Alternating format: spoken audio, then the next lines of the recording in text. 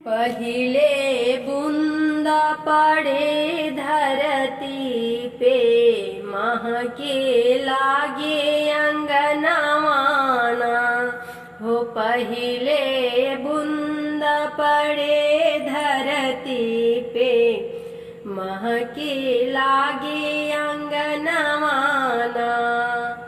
साजन मोरे घर अब वही है, बड़ा निक लागे अंगनवाना। जब साजन मोरे घर वही है, रिम झिम बादल बरी से, कोयल काय पपीहा हर से, जल भर जाए कुआं नवाना। पंख पसार मोर जब नची है, पंख पसार मोर जब नची है। फूल खिलत है, भारा उड़ी उड़ी हिलत मिलत है, जुगनू बाड़े धिया नवाना।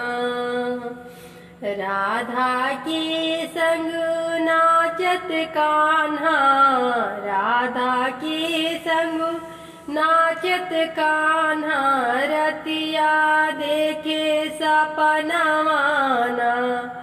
उसर में जब गैया चरी है, उसर में जब गैया चरी है, सीपन में जब मोती भरी हन, बड़ी तुलसी अंगनवाना। पंख पसारे मोर जब नची है, पंख पसारे मोर जब नची है, तब घर वही हंस जनवाना।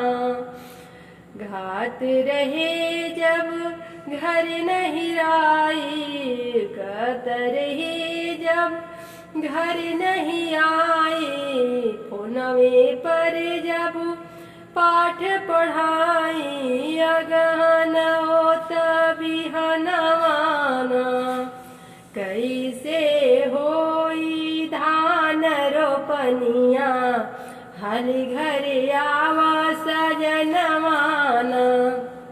कैसे होई धान रोपनिया, हाली घर आवा